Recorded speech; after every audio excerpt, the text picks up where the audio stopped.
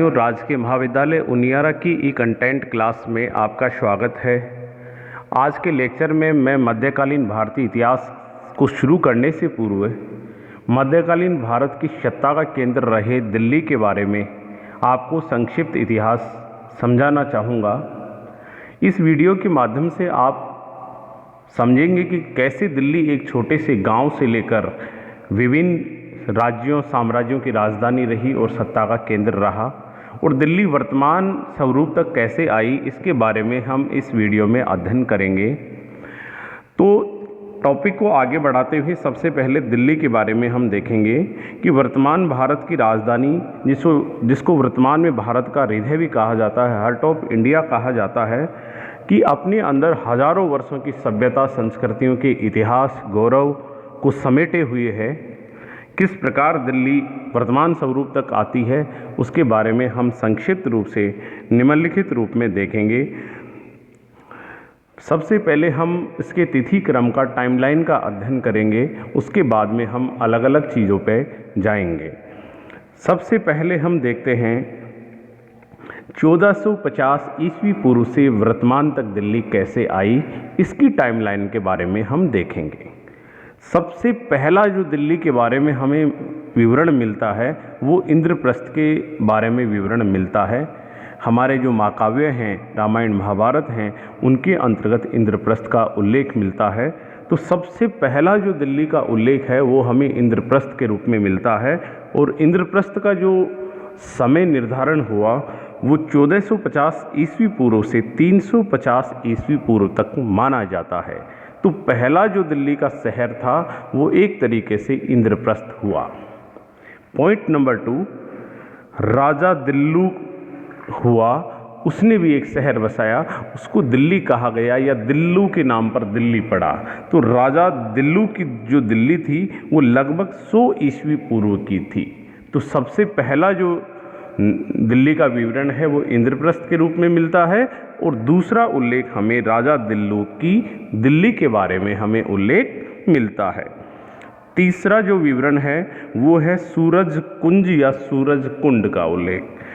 एक तोमर शासक हुआ सूरजमल, तोमर या तंवर शासक, जो मूल रूप से जो तंवरा वाटी है, जो नीमका थाना, कोटपुतली, उदयपुर वाटे का जो क्षेत्र है, वहाँ पे तंवर वंश के राजपूतों का शासक था। तंवर को तोमर भी कहा जाता था। तो कालांतर में इस वंश के जो लोग हैं उन्होंने दिल्ली के ऊपर भी अधिकार कर लिया था। तो उन्हीं में से एक तोमर शासक सूरजपाल था, जिसके द्वारा सूरज कुंड शहर बसाया गया, जो लगभग 10वीं शताब्दी ईस्वी पूर्व का माना जाता है। पॉइंट नंबर 4, लाल कोट। दिल्ली के अलग अलग शहर बसते रहे, अलग अलग समय दिल्ली के अलग अलग नाम चलते रहे। इन्हीं में से एक नाम था लाल कोट। लालकोट जो शहर है वो अनंगपाल तोमर द्वारा लगभग 1024 ईस्वी में बसाया गया। अनंगपाल तोमर यह भी तंवर वंश का ही शासक था। तो अनंगपाल तोमर ने लालकोट नामक शहर बसाया। Point number 5, Rai Pithora. तो राय पिथौरा जो दिल्ली में जो बसावट की वो चौहान वंश के एक प्रतापी शासक हुए पृथ्वीराज चौहान तृतीय, उसके द्वारा 1170 ईस्वी पूर्व में यहाँ पे एक किला बनाया, जो लालकोट शहर है उसका विस्तार किया, यहाँ के किले का विस्तार किया। चूँकि इसकी एक उपाधि थी राय पिथौरा, इसलिए राय पिथौरा का किला कहा गया उसको। पॉइंट नंबर 6, कैकूबाद का कीलूगढ़ी। अब ये सल्तनत काल जो है उससे शुरू होता है। तो कैकूबाद बलबन का उत्तराधिकारी हुआ, उसने कीलूगढ़ी में अपनी राजधानी बनाई और वहाँ पे रहने के लिए अपने महल भी बनाए, वो जो उस ज़माने के बहुत ही सुंदर महल माने जाते थे। तो उसके द्वारा 1287 ईस्वी पूर्व में कीलूगढ़ी के महल थे और अपनी राजधानी बनवाई गई। Point number 7, Srinagar. मध्यकाल के अंतर्गत श्रीनगर नाम से भी दिल्ली की बसावट हुई, और श्रीनगर की स्थापना खिलजी वंश के प्रतापी शासक अलाउद्दीन खिलजी ने लगभग 1303 से प्रारंभ किया। जब दिल्ली के ऊपर लगातार मंगोलों के आक्रमण हुए तो अलाउद्दीन सोचने के लिए मजबूर हुआ कि दिल्ली की सुरक्षा कैसे की जाए। इस बात के लिए श्रीनगर की इसने स्थापना की। Point number 8, Tughlakabad. तुगलक वंश का शासक था गयासुद्दीन तुगलक। उसने तुगलकाबाद शहर की स्थापना की, जो लगभग 1321 की घटना मानी जाती है। जहां पनाह नगर, गयासुद्दीन तुगलक का उत्तराधिकारी और तुगलक वंश का शासक मोहम्मद बिन तुगलक ने 1334 ईस्वी के आसपास जहां पनाह नगर की स्थापना की। तो दिल्ली अनेक नामों से बसता रहा। इसी कारण एक इतिहासकार ने दिल्ली को तंबुओं का शहर भी कहा है। शासक बदलते थे तो दिल्ली की जो राजधानी की जो लोकेशन थी वो भी बदलती रहती थी। Point number 10, Firozabad. जब फिरोज तुगलक आया तो 1354 ईस्वी में उसने फिरोजाबाद शहर की स्थापना की। पॉइंट नंबर 11, दीन पनाह है।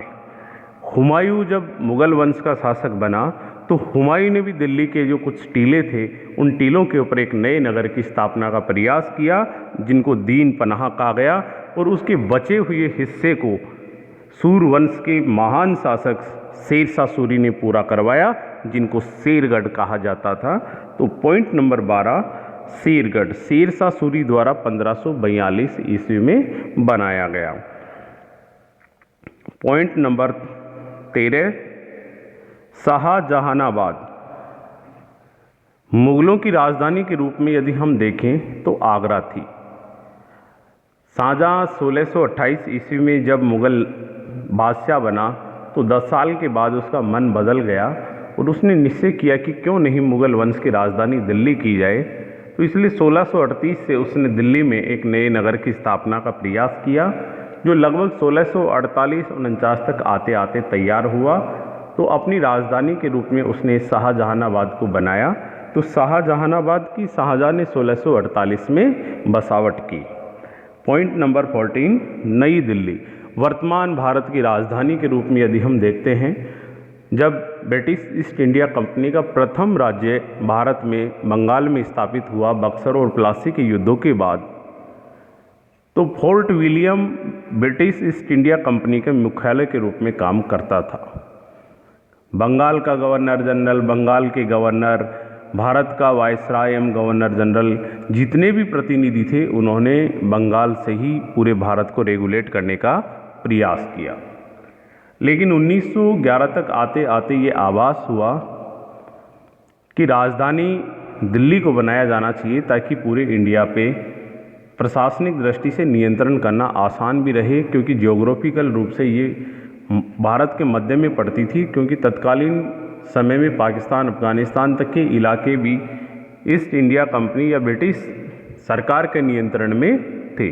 तो इसलिए ये तय किया गया कि क्यों न भारत की राजधानी दिल्ली को बनाया जाए। इसलिए 1911 में इस चीज़ की घोषणा हुई जब ब्रिटिश सम्राट भारत में आए, और 1912 में राजधानी बन गई।